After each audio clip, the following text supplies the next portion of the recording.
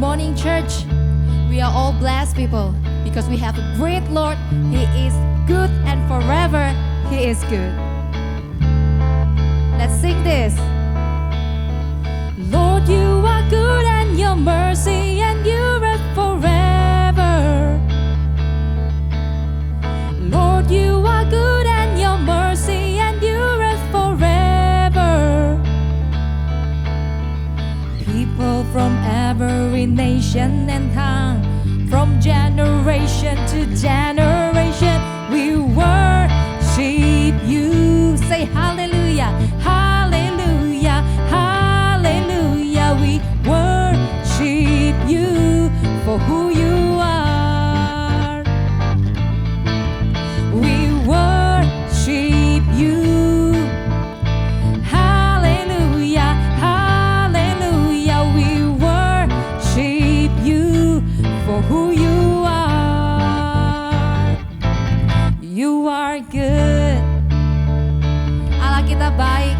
Dalam segala saat Dia tetap baik. Lord, you are good and your mercy endureth forever. Lord, you are good.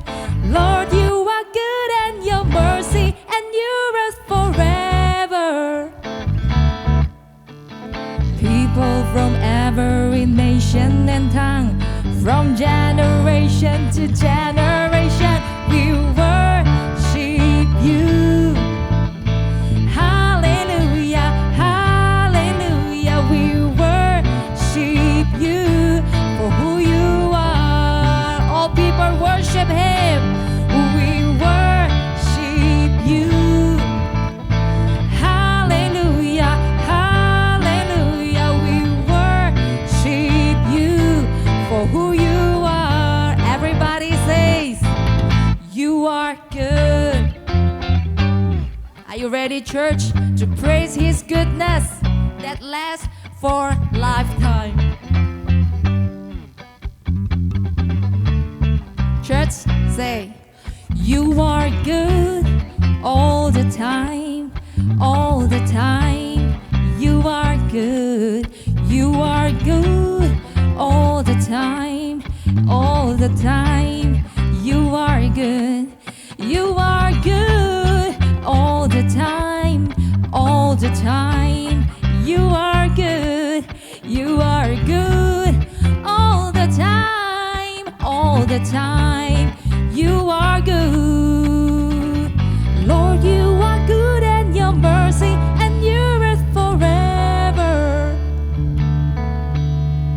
Lord, you are good and your mercy endureth forever. Come on, people, let's say this. People from every nation and tongue, from generation to generation, we worship you. Say hallelujah, hallelujah, hallelujah. We worship you for who you are. We worship you.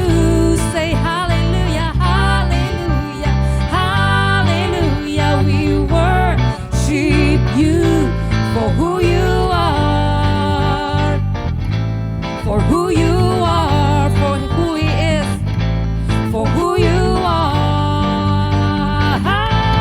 You are good, so good, so good. You are good, forever you are good, and you are faithful, Lord. Dia Bapa yang baik. Kita punya Bapa yang bisa diandalkan. Sekalipun Bapa di dunia mungkin mengecewakan kita, namun Allah tidak akan pernah melepaskan kita. Dia janjikan hidup yang diberkati, masa depan yang penuh pengharapan. We're so proud to have you, Lord. We can call you Ya Abba, Ya Bapa. You always there for us. You are always there for us. Terima kasih Tuhan, karena Engkau jadikan kami indah.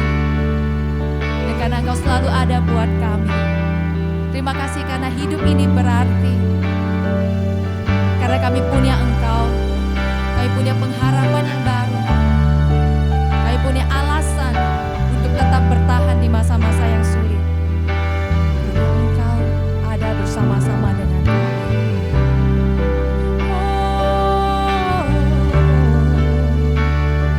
Ajar kami melihat perbuatan-Mu ajaib, ajar kami percaya sekalipun belum melihat, ajar kami berharap sepenuhnya, bergantung sepenuhnya pada janji-Mu, pada firman-Mu, pada kesetiaan-Mu yang tak pernah berhenti.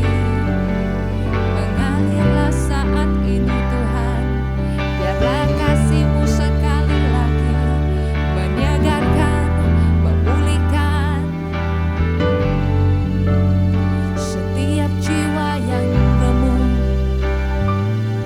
yang putus asa saat ini juga dipulihkan dalam nama Yesus. Kau setia, Kau baik, dan Kau nyata. Di dalam hadirat-Mu ada sukacita dan nikmat senantiasa.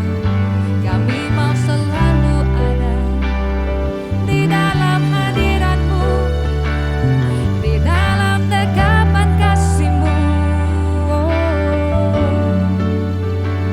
Mari buka hati kita, biarlah Allah bekerja di dalam diri kita saat ini juga.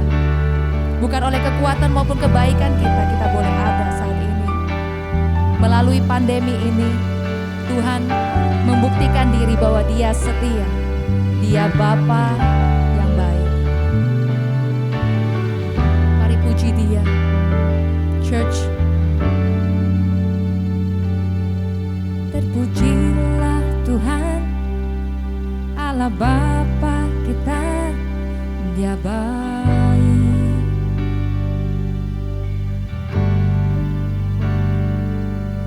Dia berkati kita dengan limpahnya.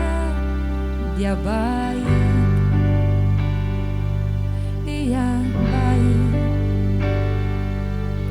Dia memilih kita dalam Kristus Yesus. Dia baik.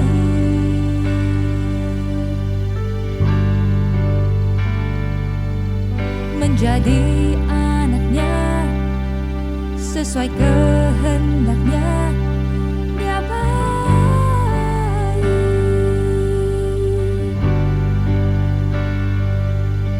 Terpujilah kasih karunia-Nya, mulia bagi kita di dalam Kristus Yesus selamanya.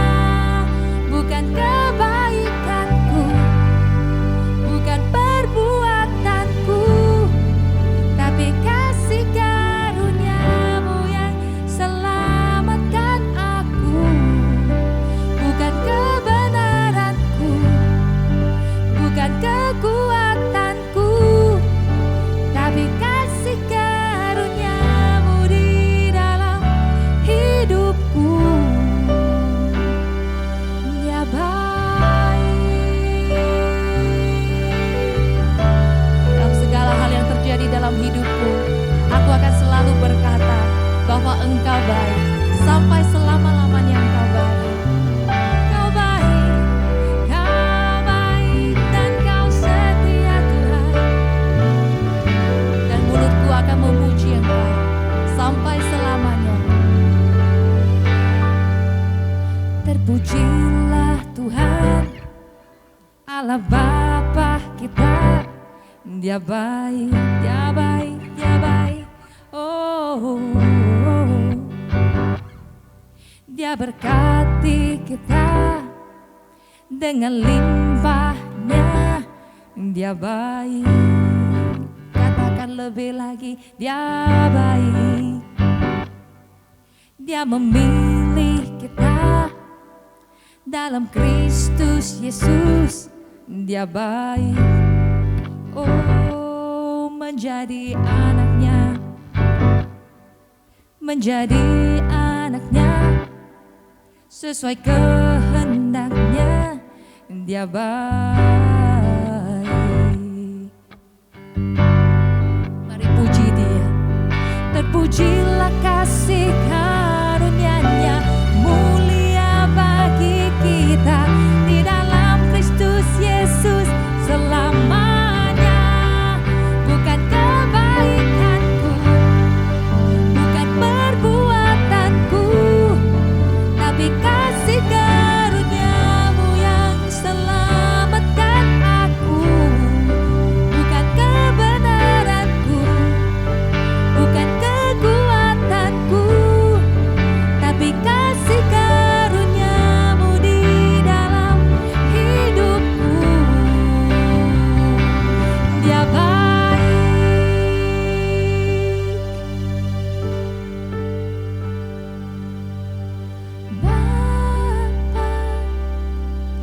Engkau sangat baik, Kau baik. Katakan, Bapa, Kau baik. Bapa, Engkau sangat baik, Kau baik. Engkau baik Tuhan. Bapa, Engkau sangat baik, Kau baik. Kau baik selalu. Bapa, Engkau sangat baik, Kau baik.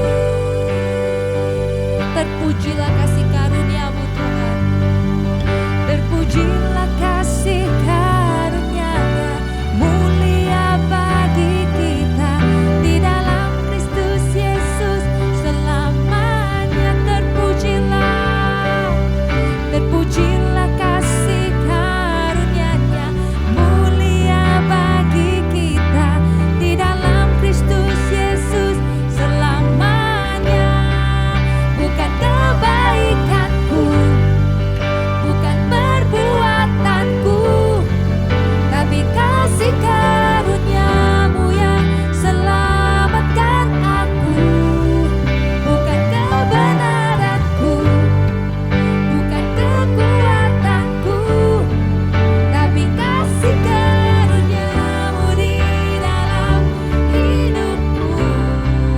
Bukan kebaikanku, bukan perbuatanku, tapi kasih karunia-Mu yang selamatkan aku.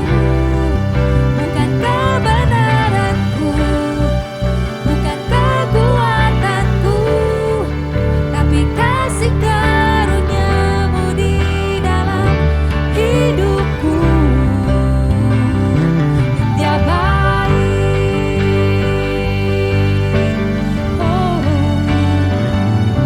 Dia baik. Katakan lebih lagi. Dia baik.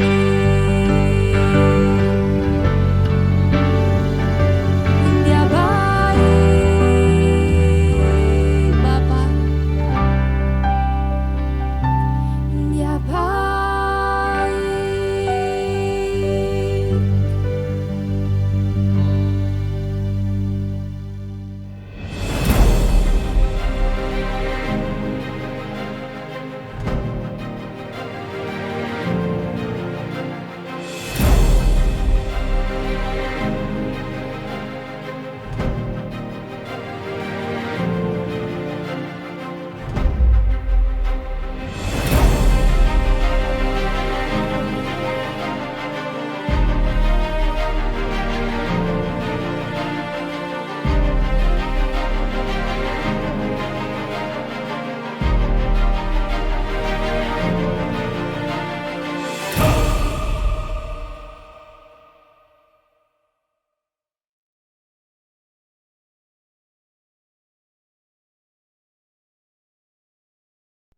Shalom Jemaat AFCF Medan. Sebelum kita mendengarkan kebenaran firman Tuhan, Mari kita berdoa. Bapa Sorgawi, terima kasih Tuhan untuk penyertaan, perlindungan, untuk kesehatan yang boleh terus kami nikmati di sepanjang minggu ini. Sungguh Engkau Allah yang hebat, sungguh Engkau Allah yang perkasa, yang boleh terus melimpahkan rahmat dan anugerah-Mu bagi kami semua. Jika sebentar kami mau mendengarkan kebenaran firman Tuhan, hamba mohonkan Bapa, urapi hamba, urapi juga jemaat AFCF Medan yang akan mendengarkan firman Tuhan pada pagi hari ini. Sehingga kami semua boleh mendapatkan rema, kami boleh mendapatkan pengertian-pengertian baru, boleh mendapatkan pemahaman-pemahaman baru, yang akhirnya boleh kami pakai, yang akhirnya kami boleh terus gunakan sebagai pedoman dalam kehidupan kami sehari-hari. Terima kasih Bapa, terpuji termulia Engkau di dalam Yesus Kristus. Kami telah berdoa dan mengucap syukur. Amin. Sebelum kita mendengarkan firman Tuhan, mari kita nyatakan deklarasi kita. Inilah kabar baik, saya diselamatkan oleh kasih karunia Allah, bukan oleh perbuatan saya. Saya dibenarkan, saya diubahkan, dan saya diberkati di dalam Dia. Sekarang saya tahu, segala sesuatu terjadi dalam hidup saya untuk kebaikan. Karena saya dipanggil sesuai dengan rencananya. Bersama kita hidup untuk kemuliaan Allah. People is our mission. Connect with God and make disciples. Greater destiny. Puji nama Tuhan. Saya percaya penyertaan perlindungan Tuhan boleh sempurna atas kita semua jemaat AFCF Medan. Tidak terasa kita sudah sampai di penghujung subtopik 2 bulanan kita, subtema 2 bulanan kita, Living in Freedom. Dan tidak lama lagi kita akan memasuki subtema 2 bulan yang terakhir untuk tahun Greater Destiny kita. Saudara terkasih, selama 2 bulan ini kita belajar bagaimana kita diajarkan tentang living in freedom, hidup di dalam kemerdekaan. Sebagai orang-orang yang telah dimerdekakan, orang-orang yang telah mendapatkan kemerdekaan, dimerdekakan oleh Tuhan dari dosa-dosa kita. Maka tentu saja Tuhan menginginkan agar kita semua boleh hidup di dalam kemerdekaan. Sering sekali mungkin kita salah bahwa hidup dalam kemerdekaan itu artinya hidup sebebas-bebasnya. Minggu lalu Pastor Erwin sudah menyampaikan bahwa hidup di dalam kemerdekaan itu juga memerlukan batasan, ada boundaries yang ada. Oleh sebab itu kita anak-anak Tuhan, orang-orang percaya yang sudah dimerdekakan, Tuhan mau kita hidup di dalam kemerdekaan. Kemerdekaan yang seperti apa? Tentu Tuhan mau kita hidup di dalam kemerdekaan yang sejati. Bagi orang-orang yang belum dimerdekakan, tentu dia hidup di dalam kemerdekaan yang menurut mereka bebas melakukan apa saja. Nah, itu yang sering kita sebut sebagai kemerdekaan semu. Kenapa? Tidak ada satu kemerdekaan atau kebebasan yang absolut, yang mutlak. Karena pasti akan ada boundaries. Nah, kemerdekaan sejati adalah sebuah kemerdekaan yang kita sebut kemerdekaan, hidup dalam kemerdekaan, ya, hidup dalam kemerdekaan yang sejati. Saya bisa jelaskan bahwa hidup dengan mengikatkan diri, dengan melekatkan diri kepada Tuhan. Jadi sebuah hidup yang bertanggung jawab, menentukan apa yang baik, ya, apa yang baik bagi hidup kita saat ini dan tentu kehidupan kita nanti, ya, yaitu dengan melakukan apa yang Allah kehendaki. Jadi kemerdekaan sejati itu, saudara terkasih, adalah sebuah hidup di mana kita melekatkan diri, kita mengikatkan diri, boundaries kita mengikatkan diri kepada Tuhan. Sedangkan kemerdekaan semu, silakan mengikatkan diri kepada dosa. Ya, jadi kemerdekaan semu kita diperhamba, kita jadi hamba dosa, sedangkan kemerdekaan sejati kita diperhamba oleh Tuhan. Jadi kita menjadi hamba, Tuhan adalah Tuhan kita. Saudara terkasih, kita tahu bersama kemerdekaan sejati ini diambil dari living in freedom, hidup dalam kemerdekaan diambil dari 2 Petrus 2 ayat 19. Ya, saya bacakan buat kita semua. Saya ambil dari bahasa Indonesia masa kini, ya, terjemahan dari bahasa Indonesia masa kini. Pada masa yang lampau, saya ambil dari ayat 19 ya. Guru-guru palsu itu menjanjikan kemerdekaan kepada orang-orang itu, sedangkan mereka sendiri diperbudak oleh kebiasaan-kebiasaan yang merusak manusia. Sebab kalau orang dikalahkan oleh sesuatu, maka ia hamba dari yang mengalahkannya itu. Nah, sebenarnya saudara terkasih, ayat yang menjadi fokus daripada subtema kita living in freedom, ini merupakan bagian dari sebuah perikop yang dimana judul perikopnya adalah guru-guru palsu. Jadi 2 Petrus 2 dari mulai ayat 1 sampai 22 bicara tentang guru-guru palsu. Bahayanya guru-guru palsu. Petrus ingin mengingatkan kembali. Petrus ingin menyampaikan kembali tentang bahayanya pengajaran sesat, pengajaran palsu yang disampaikan oleh guru-guru palsu. Nah, 2 Petrus 2 ayat 19 ada di dalam perikop ini. Saudara terkasih, kenapa Petrus concern? Kenapa Rasul Petrus begitu concernnya menyampaikan tentang bahayanya pengajaran-pengajaran palsu oleh guru-guru palsu ini? Sampai dia memperingati waspada terhadap pengajaran sesat ini.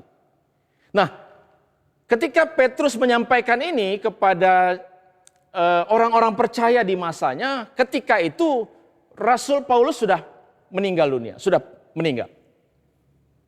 Nah, seperti kita tahu bersama bahwa Rasul Paulus menggembalakan jemaat-jemaat yang non-Yahudi,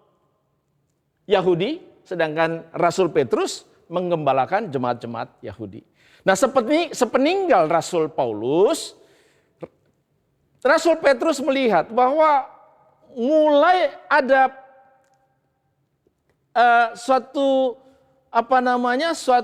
tindakan-tindakan mencoba-coba untuk melakukan penyesatan dari orang-orang, sekelompok orang-orang kepada jemaat-jemaatnya Rasul Paulus. Dan pada saat dia menyampaikan ini, ya, Rasul Petrus sendiri sudah merasa bahwa waktunya hidup di dunia pun sudah tidak akan lama lagi. Dia sudah merasa bahwa dia pasti akan segera dipanggil pulang. Nah, oleh sebab itu dia begitu concern, dia begitu ingin terus menyampaikan kepada orang-orang percaya di masanya pada saat itu untuk terus waspada, untuk terus hati-hati terhadap pengajaran-pengajaran palsu ini. Terhadap guru-guru palsu ini. Nah, sebenarnya penekanan tentang guru-guru palsu, penekanan tentang pengajaran-pengajaran sesat ini, pengajaran-pengajaran palsu ini adalah upaya Rasul Petrus yang ingin menekankan kembali apa yang sebenarnya sudah pernah Yesus sampaikan. Sebagai guru, Yesus sudah menyampaikan kepada murid-muridnya ketika dia berkhotbah di bukit. Kita tahu bahwa khotbah di bukit itu dari pasal 5, Matius dari pasal 5 sampai pasal 7. Nah, kita mau lihat di Matius 7 ayat 15. Nah, di sana Yesus menekankan kepada murid-muridnya tentang kewaspadaan. Saya bacakan buat kita semua. Waspadalah terhadap nabi-nabi palsu yang datang kepadamu dengan menyamar seperti domba. Tetapi sesungguhnya mereka adalah serigala yang buas. Saya ulangi sekali lagi. Waspadalah terhadap nabi-nabi palsu yang datang kepadamu dengan menyamar seperti domba. Tetapi sesungguhnya mereka adalah serigala yang buas. Ya, di sini saudara-saudara terkasih, Yesus menekankan kepada murid-muridnya dan orang-orang yang mendengarkan khotbahnya tentang suatu peringatan untuk waspada terhadap nabi-nabi palsu. Ya.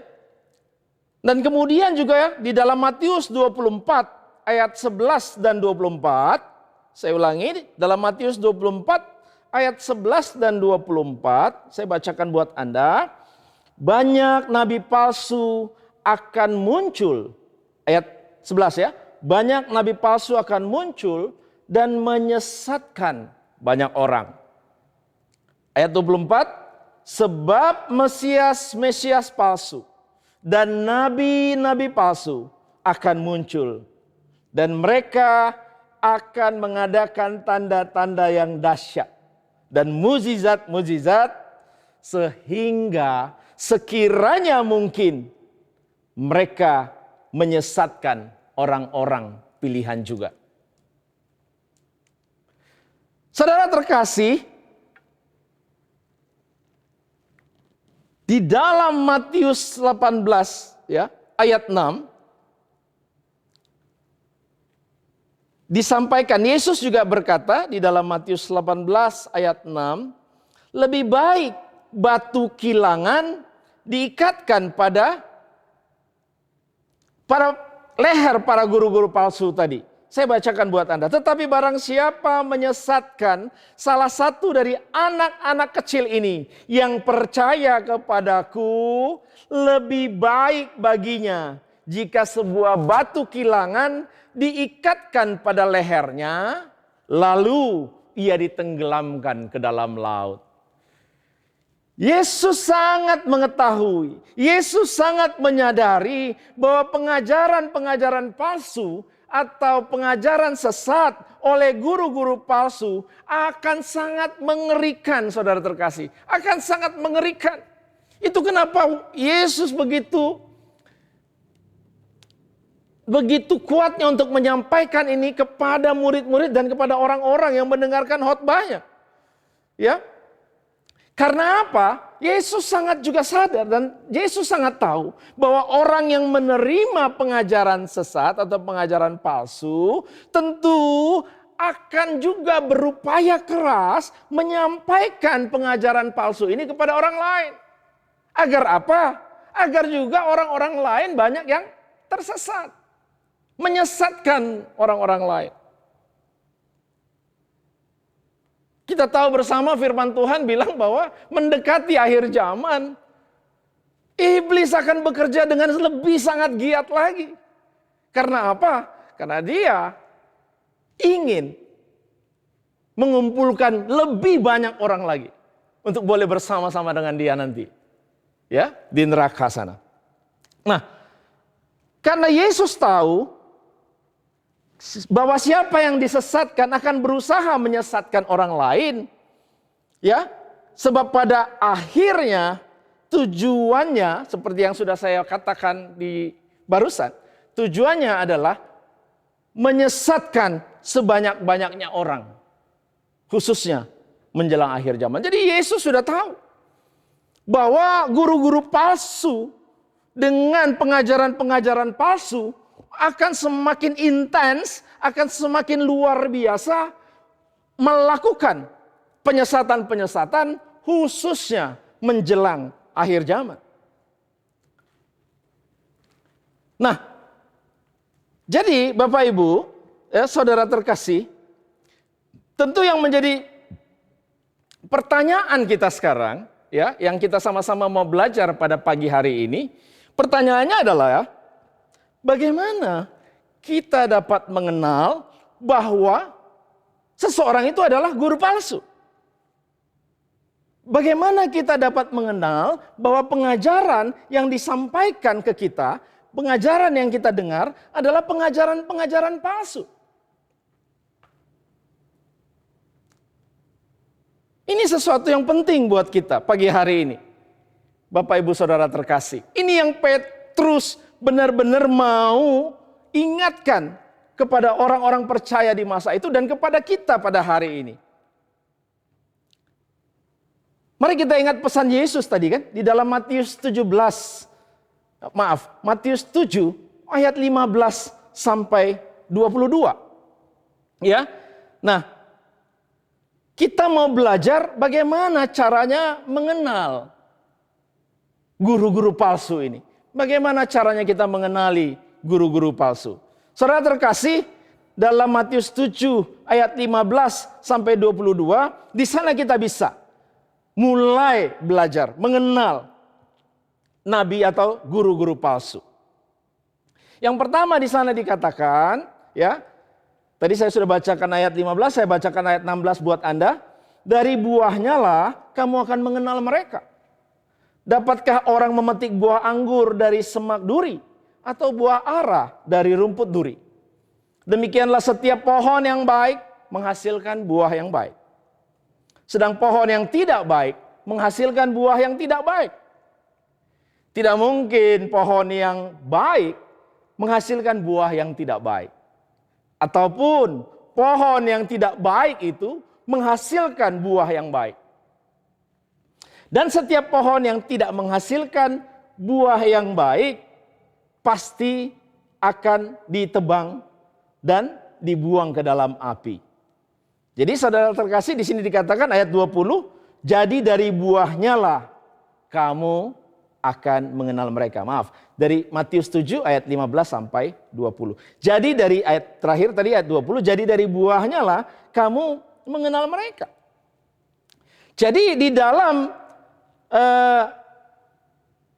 pengajaran Yesus ini, dalam Matius 7 ayat 15 sampai 22, kita bisa melihat bahwa cara mengenal nabi palsu yang pertama, kita harus memiliki kedewasaan rohani.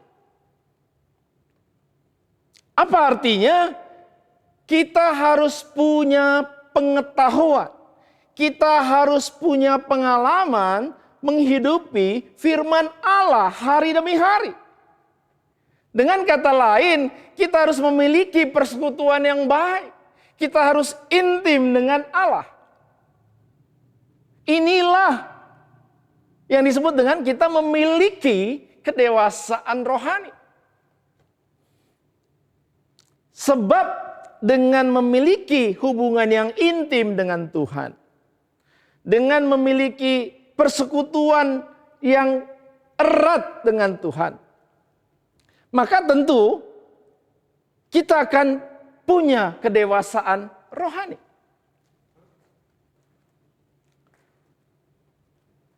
Saudara terkasih, untuk bisa, jangan lupa bahwa sesuatu yang palsu pasti akan mirip dengan yang asli. Setuju ya? Sesuatu yang palsu pasti akan mirip dengan yang asli. Makanya dia dikatakan palsu. Saudara terkasih, bagaimana kita bisa mengetahui yang palsu? Tentu kita harus terus mengenal hari demi hari yang asli. Karena ketika kita mengenali, memiliki pengetahuan dan pengenalan yang cukup tentang sesuatu yang asli tadi, maka dengan mudah kita bisa tahu sesuatu yang palsu.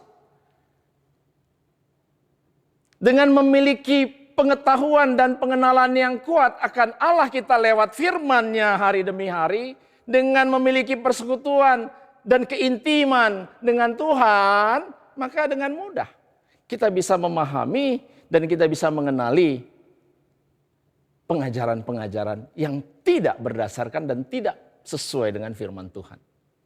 Amin. Itu yang pertama.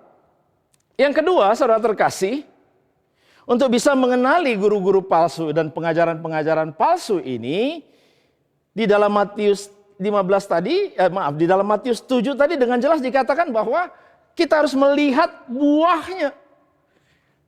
Guru-guru tadi, guru-guru yang mengajarkan pengajaran-pengajaran tadi, mari kita lihat kesehariannya.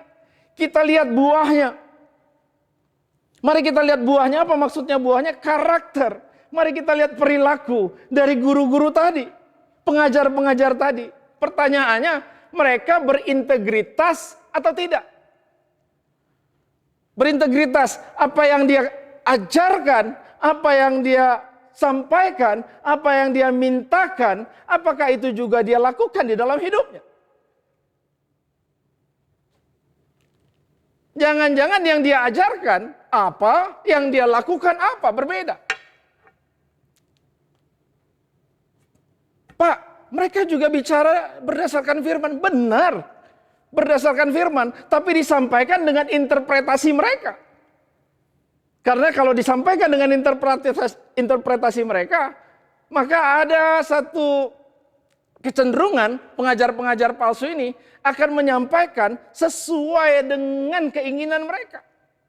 Bukan sesuai dengan apa yang Tuhan kehendaki dan Tuhan katakan.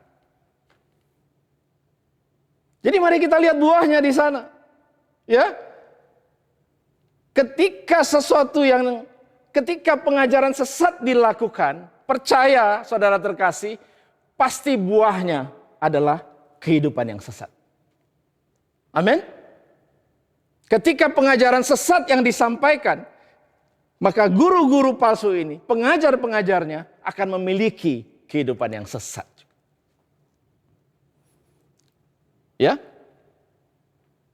Jadi dari kalau kita mau lihat nanti dari 2 Petrus 2 ayat 12 sampai 14, ya. Karakter yang sesat tadi, karakter yang salah. 2 Petrus 2 ayat 12 sampai 14 bilang begini. Tetapi guru-guru itu, ini terjemahan bahasa Indonesia masa kini ya, bukan main. Mereka seperti binatang yang lahir untuk ditangkap dan dibunuh saja. Mereka tidak berpikir, tetapi hanya bertindak menurut nalurinya saja. Sehingga mereka serang hal-hal yang tidak dimengertinya dengan ucapan penghinaan. Sebab itu, oleh perbuatan-perbuatan mereka sendiri, mereka akan binasa seperti binatang-binatang buas. Sebagai ganjaran atas penderitaan yang telah mereka sebabkan, mereka akan menderita sengsara. Bagi mereka, hal yang menyenangkan hati ialah melakukan apa saja pada siang hari guna memuaskan keinginan daging mereka, keinginan badan. Kalau mereka duduk bersama-sama kalian dalam pesta makan, sikap mereka memuakkan karena mereka mabuk dengan hawa nafsu. Mereka tidak bosan-bosan berbuat dosa. Dan kesukaan mereka ialah memandang wanita cabul. Dan orang yang baru percaya dan masih kurang yakin, ini yang akan mereka pikat. Hati mereka sudah terbiasa dengan ketamakan, keserakahan. Mereka adalah orang-orang yang terkutuk. Ini yang Petrus ingatkan. Ini yang Petrus sampaikan kepada kita semua. Bahayanya pengajaran-pengajaran sesat ini. Ya, karena buahnya nggak benar. Kehidupan sesat akan mengakibatkan karakter yang sesat. Dari buahnya kita bisa lihat. Mereka menyukai cabul, hal-hal yang cabul. Keserakahan, ketamakan, pesta pora. Seks yang tidak terkontrol. Perzinahan.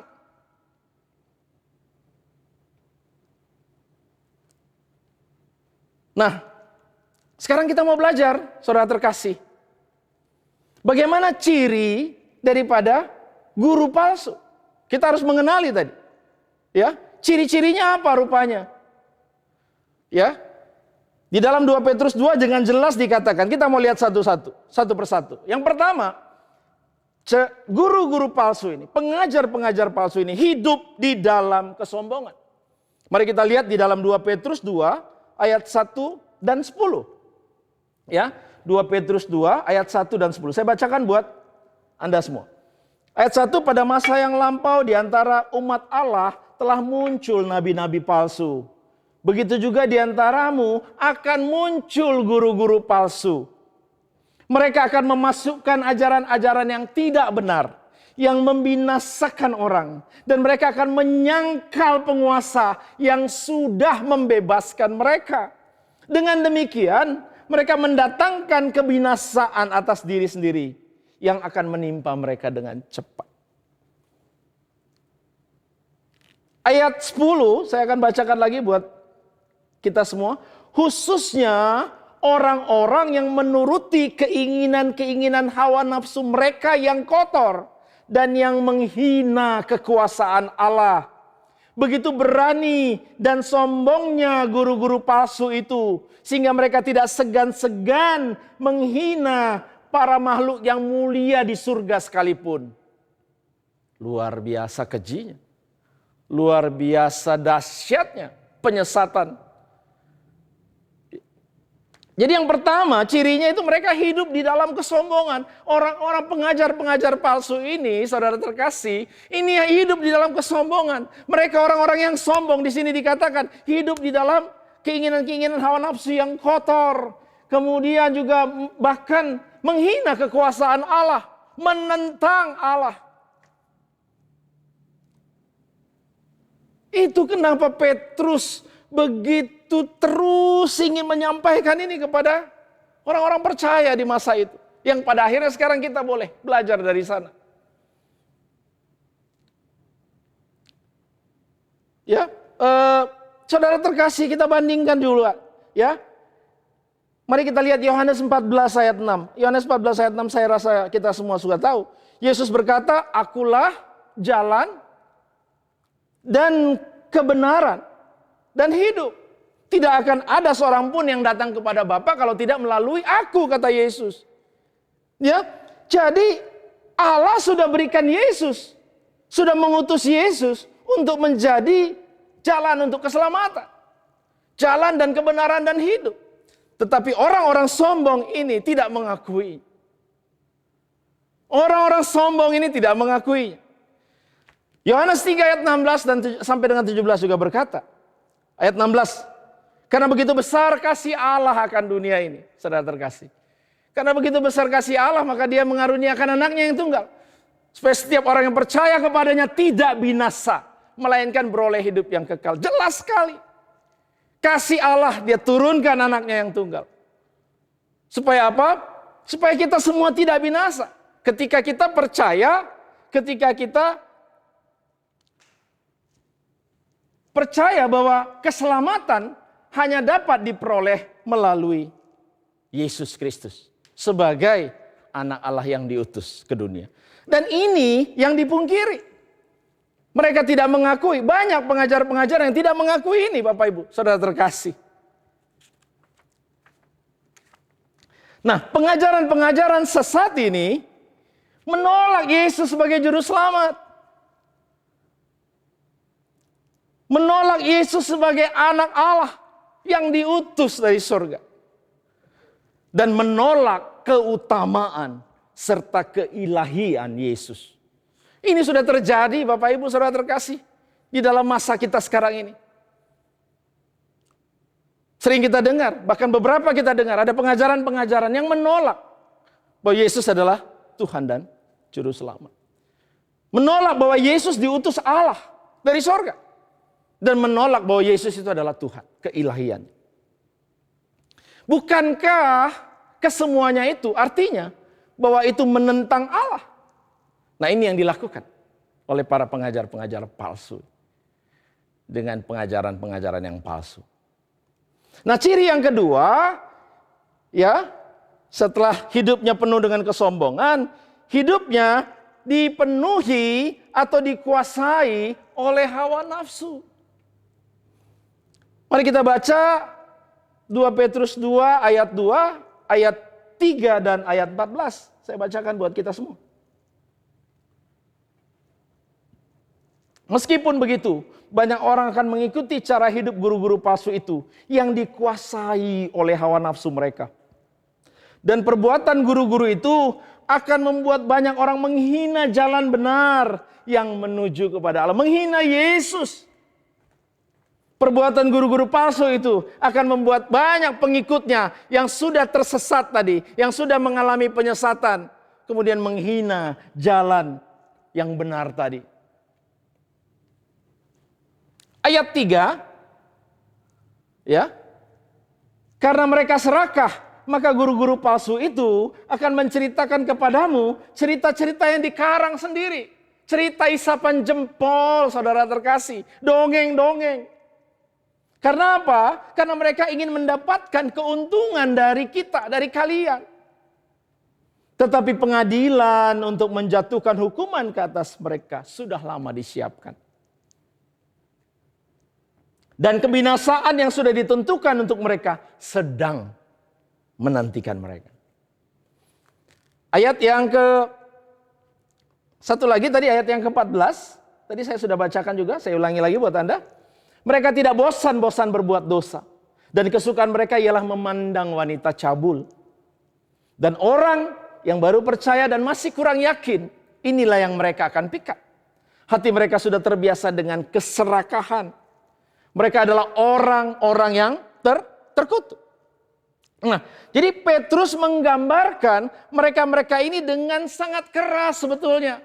Saudara terkasih, Petrus menggambarkan mereka-mereka ini dengan sangat keras. Itu bisa kita lihat di ayat 22, ayat yang terakhir dari perikop ini. Apa yang mereka lakukan membuktikan kebenaran peribahasa ini. Anjing akan makan kembali apa yang sudah dimuntahkannya. Dan babi yang telah dimandikan akan kembali berguling-guling di dalam lumpur. Keras sekali Petrus mengkategorikan mereka. Keras sekali Petrus menggambarkan mereka-mereka ini. Penyesat-penyesat ini. Seperti anjing yang makan muntahannya. Yang kita tahu bersama makanan yang sudah dimuntahkan. Kalau kita makan lagi nggak tahu lagi apa jadinya itu Bapak Ibu Saudara terkasih. Babi yang sudah dimandikan, sudah bersih. Kemudian kembali lagi berguling-guling di lumpur. Masuk kembali ke dalam kejahatan yang jauh lebih dahsyat lagi. Nah, oleh sebab itu, Bapak Ibu Saudara terkasih, maka kita perlu strategi. Ya, maksud saya, strategi apa yang guru-guru palsu ini lakukan? Kita perlu mengenali juga strategi-strategi mereka. Di sini dikatakan pertama, dia cari orang yang lemah iman katanya tadi kan, yang belum terlalu yakin, ya, belum memiliki pengetahuan dan pengenalan yang benar tentang Tuhan. Oleh sebab itu penting ini, saudara terkasih, Petrus sudah ingatkan dalam 2 Petrus 1 kemarin itu, yang sudah kita diskusikan beberapa minggu yang lalu. Iman kepada Yesus Kristus sebagai dasar, tambahkanlah kebaikan, tambahkan pengetahuan dan pengenalan, tambahkan penguasaan diri, tambahkan ketekunan, tambahkan kesalehan dan kasih. Ini yang luar biasa. Ya, karena yaitu tadi mencari orang yang lemah. Karena orang-orang lemah inilah yang paling banyak mereka sasar untuk masuk dalam jerat dan perangkap mereka. Kemudian strategi mereka menjanjikan hal-hal yang mendatangkan kenikmatan tubuh khususnya. Karena dia tahu ini yang menjadi kelemahan bagi hampir semua kita. Menawarkan hal-hal yang dapat memuaskan keinginan daging, syahwat, percabulan, seks bebas, macam-macam. Pesta pora, ketamakan, mabuk-mabukan. Dan jangan lupa saudara terkasih, mereka juga akan mengadakan banyak mukjizat. Karena saat ini banyak di antara kita percaya bahwa kehadiran Tuhan akan ditentukan oleh terjadinya sebuah mukjizat. Ini yang keliru, ini yang harus kita luruskan. Maka banyak orang-orang percaya saat ini berbondong-bondong mencari mukjizat. Nggak ada yang salah dengan mukjizat, saudara terkasih. Mukjizat penting untuk lebih menguatkan iman kita, itu benar. Tetapi mencari Tuhan melalui mukjizat, itu yang keliru. Nah, ini yang mereka manfaatkan dengan mengadakan banyak mukjizat. Karena firman Tuhan juga bilang, setan-setan, iblis akan sanggup, memang mampu melakukan banyak mukjizat. Jadi yang penting bukan mukjizatnya, tapi pengenalan, melekat dengan Tuhan itu jauh lebih penting daripada mukjizat. Amin. Yes. Nah, untuk itu, kalau kita lihat ya, saudara terkasih, maka pesan inilah yang Petrus ingin ingatkan kembali kepada kita semua di dalam 2 Petrus 2 ini. Untuk apa? Agar kita semua tetap hidup di dalam kemerdekaan yang sejati. Apa itu kemerdekaan yang sejati? Hidup yang tetap berpegang kepada kebenaran yang membawa kepada hidup yang memuliakan Allah. Itu yang pertama. Kemudian hidup yang berpegang pada kebenaran yang mengubahkan hidup, mengubahkan karakter kita sehingga semakin mulia dan menjadi berkat bagi banyak orang. Petrus menyadari, saudara terkasih, hanya dengan berpegang kepada kebenaranlah, hanya hidup di dalam kemerdekaan sejatilah, maka akan memberikan kita kekuatan dan pertolongan. Dari sini, maka dengan hidup di dalam kebenaran yang memberikan kita kekuatan dan pertolongan, maka sebagai orang-orang percaya, kita akan mampu menolak pengajaran palsu dan menjauhkan diri kita dari guru-guru palsu. Untuk itu, saya akan closing, saudara terkasih. Tetaplah hidup di dalam kemerdekaan yang sejati. Tetaplah hidup di dalam kebenaran yang sejati. Yaitu terus belajar untuk menghidupi karakter Kristus. Tetaplah dan teruslah berusaha untuk menambahkan kebaikan, pengetahuan dan pengenalan akan Yesus, penguasaan diri, ketekunan, kesalehan, dan kasih. Sehingga tidak ada lagi tempat bagi guru-guru palsu untuk memasukkan doktrin atau pengajaran-pengajaran palsunya yang bisa menyesatkan kita semua. Mari kita berdoa. Bapa Sorgawi, terima kasih Tuhan untuk firman-Mu yang boleh hamba sampaikan pada pagi hari ini. Kami semua diajarkan untuk boleh mengenali pengajaran-pengajaran yang palsu, guru-guru yang palsu, melalui hidup dalam kemerdekaan yang sejati, hidup di dalam kebenaran yang sejati. Kami boleh terus di dalam kemerdekaan yang sejati. Kami boleh memilih untuk terus melekat kepada Engkau, untuk terus hidup berjalan bersama-sama dengan Engkau, Bapa. Sehingga pengajaran-pengajaran sesat, guru-guru sesat, guru-guru palsu tidak akan mampu memberikan dan memasukkan doktrin, memaksakan doktrinnya kepada kami, anak-anak-Mu, orang-orang percaya. Hamba berdoa Bapa untuk jemaat IFCF Medan, dimanapun mereka berada pada hari ini, pada pagi hari ini. Untuk anak-anak kami yang sedang bersekolah, yang juga sedang mulai sebagian memasuki pertemuan tatap muka di dalam sekolah. Penyertaan, perlindungan, kesehatan Kau berikan atas mereka anak-anak kami. Bagi rumah tangga demi rumah tangga, hamba mohonkan kedamaian, saling pengertian, suami dan istri, istri dan suami. Untuk terus saling menopang satu sama lain. Untuk boleh terus hidup dan berjalan bersama dengan Engkau. Hamba juga mau berdoa untuk anak-anak muda yang mungkin sedang kuliah. Hikmat daripada Tuhan untuk mereka. Boleh terus menyertai mereka di dalam perkuliahan mereka. Anak-anak muda yang sudah bekerja.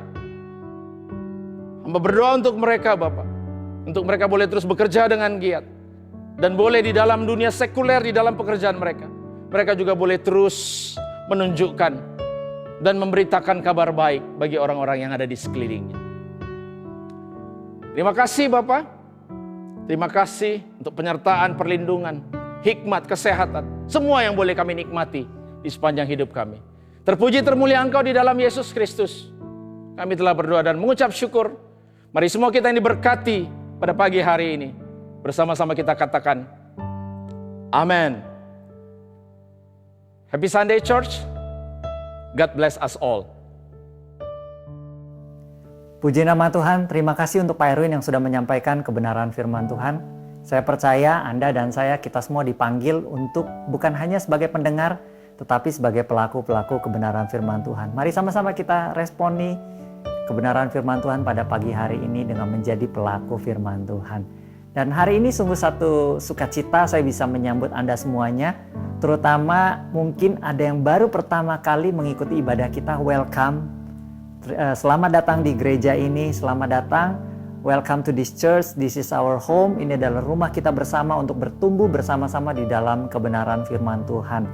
Dan kalau ada kebutuhan khusus untuk didoakan atau ada pertanyaan-pertanyaan atau Anda ingin terlibat lebih jauh mungkin dalam iCare atau mungkin dalam kelompok-kelompok kecil, silakan boleh menghubungi nomor yang tertera di layar kaca Anda masing-masing. Dan mari saya mau mengajak kita semua sama-sama berdoa untuk mengakhiri ibadah kita pada siang hari ini.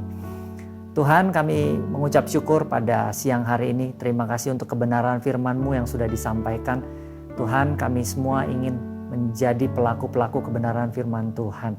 Hari ini Tuhan, aku berdoa buat setiap jemaat-Mu AJF Medan, biarlah kiranya Tuhan boleh memberkati setiap kehidupan mereka semuanya. Tuhan boleh memberkati keluarga demi keluarga yang ada. Tuhan, aku berdoa biar berkat-Mu tercurah di atas setiap keluarga. Menjadi keluarga yang rukun, keluarga yang harmonis, keluarga yang solid di dalam Tuhan. Aku juga berdoa Tuhan untuk setiap orang yang bekerja, setiap orang yang berusaha. Biarlah ada ide-ide baru, ada semangat baru setiap hari pada saat mereka melangkah untuk melakukan pekerjaan mereka. Biarlah Tuhan kasih kekuatan ekstra buat mereka semuanya. Berkati juga anak-anak-Mu yang bersekolah Tuhan. Aku percaya Tuhan, ada generasi-generasi yang luar biasa, generasi yang unggul yang akan Tuhan lahirkan dari tempat ini. Terima kasih kami serahkan setiap jemaat-Mu ke dalam tangan-Mu Tuhan. Hanya di dalam nama Tuhan Yesus kami semua sudah berdoa dan mengucap syukur. Sama-sama kita katakan amin. Thank you church. Have a nice Sunday and God bless you. Church, say, you are good all the time, all the time. You are good, you are good all the time, all the time. You are good, you are good all the time, all the time. You are good, you are good all the time, all the time. You are good. Lord, you are good and your mercy endureth forever. Lord, you are good and your mercy endureth forever. Come on people, let's say this. People from every nation and tongue, from generation to generation.